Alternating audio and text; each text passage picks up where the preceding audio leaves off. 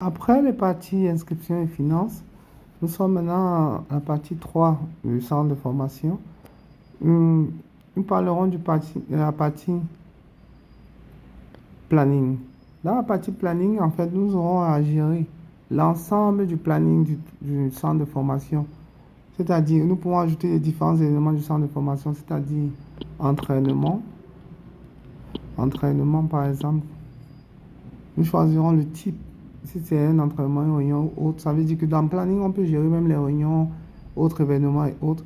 On choisit la date de début, on choisit la date de l'heure de début, l'heure de fin.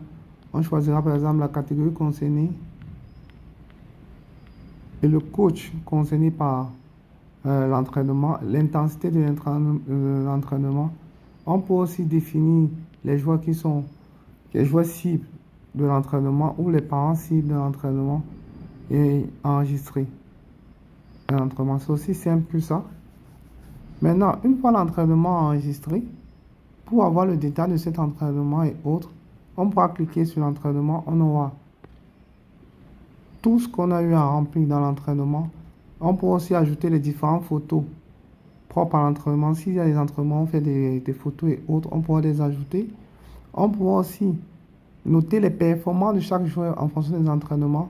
Il suffira de cliquer de différents sélectionnés en fonction de ses critères physiques, tactiques, techniques et autres. Et on pourra noter un joueur. Les performances entreront dans la fiche du joueur plus tard pour des besoins de traçabilité ou bien des besoins de carrière en fait de ce joueur. On pourra ressortir sur l'entraînement. Donc pour le planning, c'est assez aisé, c'est assez simple. On peut se balader d'une date à une autre, etc. et voir un peu le contenu de planning. Maintenant, concernant les annonces sont gérées de façon individuelle. Si elle annonce par exemple recrutement d'un nouveau membre dans le recrutement des nouveaux joueurs ou bien des nouveaux enfants dans le centre de formation, on cliquera sur le bouton plus, on mettra un titre qu'on peut appeler test, on décrira le contenu, on va peut-être dire description, et on pourra joindre un fichier. S'il y a un fichier là, on pourra indiquer la cible. Si l'annonce concerne le public ou bien c'est privé, c'est-à-dire privé pour le centre est défini, soit c'est les parents, soit c'est les coachs, soit c'est les joueurs, et ils sont notifiés de l'annonce de façon personnelle.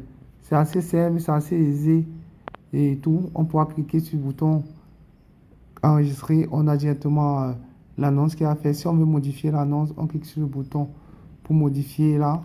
On peut modifier l'annonce et tout le reste. C'est assez facile, c'est assez simple. C'est ça, Champion Plus.